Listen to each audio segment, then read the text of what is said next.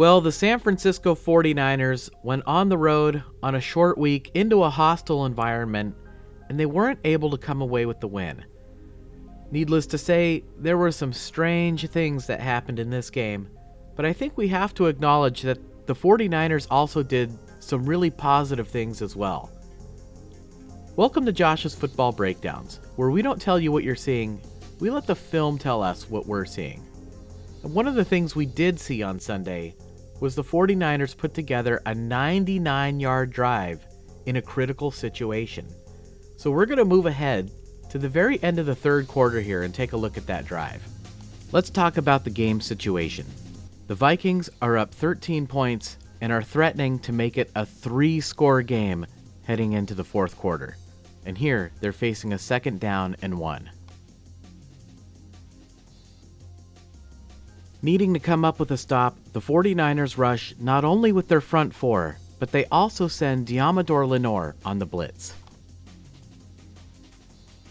Sam Darnold is going to have to dump this ball off to Aaron Jones. But here we also see the center and the guard are already downfield.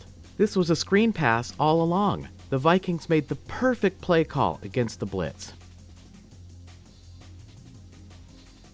And just when it looks like Jones is about to score, who do we see waiting for him? Mr. Fred Warner. Warner punches the ball out, fumble, and it's recovered by the 49ers on the 1-yard line. Wow.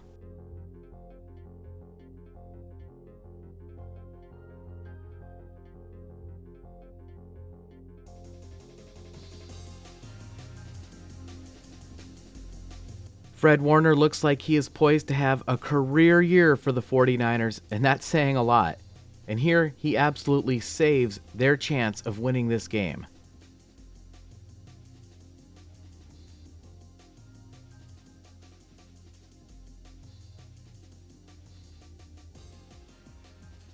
After Jordan Mason gives the 49ers a little bit of breathing room, we would head into the fourth quarter, with the 49ers facing a 2nd down and 6. Jordan Mason ran the ball well in this game, so here, lined up in the backfield, the Vikings decide to drop a safety down into the box.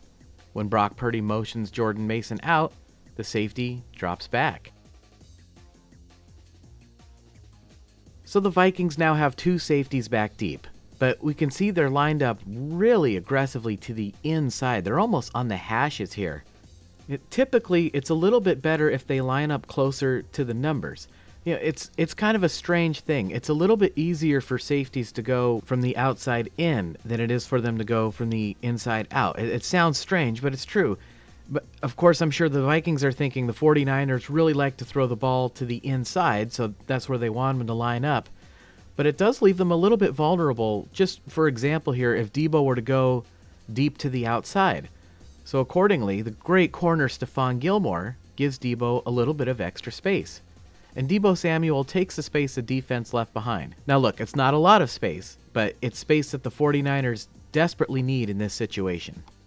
Now Brock hesitates just a beat when he throws this football, and it's behind Deebo, and he makes a great catch. You know, one thing about Deebo Samuel, he's got great hands.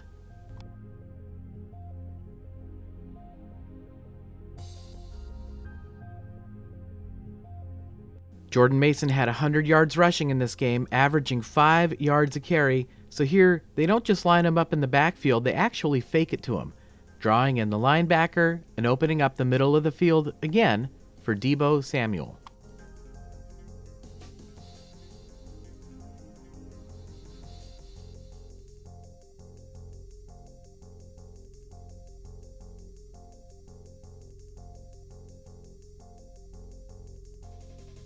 A 17-yard gain on the play.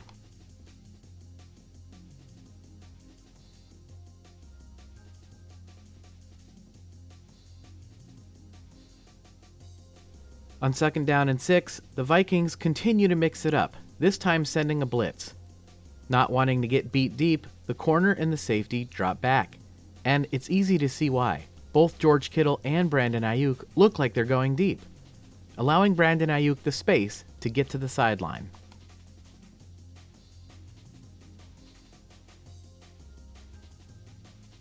Now, of course, we know the 49ers were without Christian McCaffrey in this game. Jordan Mason, however, has had 2 excellent games back-to-back running the football. In fact, he's number 2 in the league in rushing yards right now. And fans for years have been asking, why isn't he getting the ball more? Why isn't Jordan Mason seeing more playing time? Why isn't he getting on the field more? And if you've been a fan of this channel for the last couple of years, you know that his pass protection has needed some work. It's the one thing that's really preventing him from being an every down back. So how is his pass protection in 2024? Well, here we see the blitz are coming. Jordan Mason identifies the blitz, moves over to pick it up. It's not a great block, but it gives Brock Purdy enough time to complete this pass to Brandon Ayuk.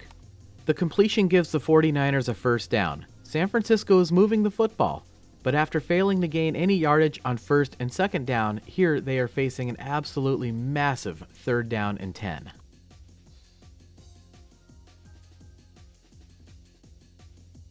So the 49ers have to get actually a little bit past the 49-yard line here for a first down. The Vikings only rush 4 and drop 2 safeties back deep and seem to be defending this play pretty good. But I want to highlight the route of George Kittle. So many times in the NFL we see this, where a team needs a first down and there's a defender in front of the receiver, and so the receiver cuts off their route short of the line to gain. Here, George Kittle shows us a textbook example of what to do. He presses his man deep, runs practically right through him, gets him turned around, and only then stops his route past the sticks, past the first down marker. Take a close look at this. And then Bennett misses a tackle and Kittle gains some extra yards. Absolutely textbook by George Kittle. 14-yard gain on the play. Now, I mentioned that the Vikings only rushed with 4 on this play, but that doesn't mean they can't fake the blitz. But when the linebacker drops back into pass coverage, Trent Williams recognizes this and immediately moves over to help Schaubert, saving Brock Purdy from a hit. Take a look. Nice work from Trent Williams, and we see the ball in the air, but turn your attention to Brock Purdy. He's going to get hit late on this play. This would be a 15-yard penalty for roughing the passer enforced after the play, making George Kittle's 14-yard gain into a 29-yard gain for the 49ers.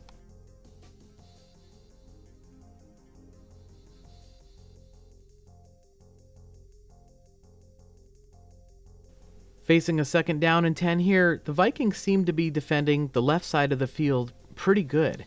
And if I'm going to be honest, Brock Purdy stared down this route to Deebo Samuel a little bit too long. It looked tantalizing, but he didn't quite go through his reads, on time, right? And as a result, the pass protection started to break down. Had Brock Purdy sort of snapped through his reads quickly and on time, he might have spotted Brandon Ayuk open deep. But last week we talked about the fact that Brock Purdy and Deebo Samuel are special players, and here the two of them make something incredible happen. The first, Brock Purdy buys time in the pocket with that great athleticism of his. Second, Deebo Samuel very quietly kind of drifts to the sideline away from the defender, and the defender helps him out with this by getting mesmerized, looking in the backfield, watching Brock Purdy in the pocket, and then Brock Purdy makes an incredible throw to the sideline. Another big play on this drive.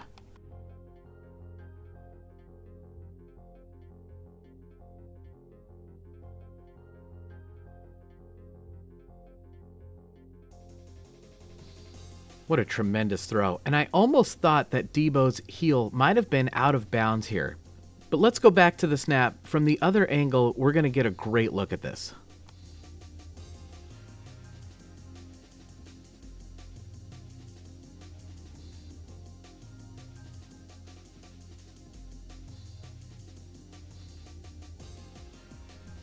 And here we see that the catch is obvious. Great throw, great catch, and now the 49ers are threatening.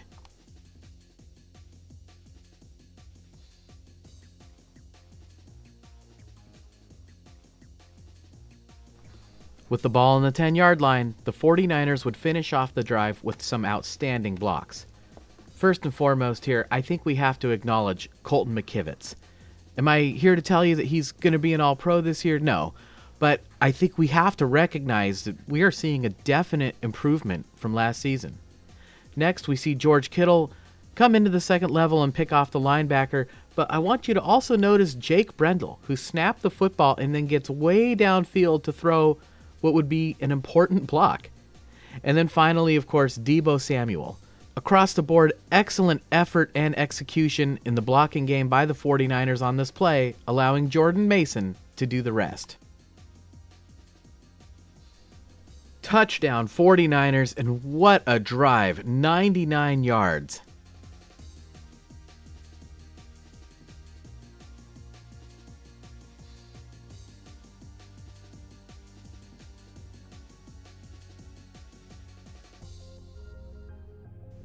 Incredible drive for the 49ers in crunch time, and it required, again, just excellent effort and execution by both tight ends, the wide receivers, the offensive line, the quarterback, and of course, the running back, Jordan Mason.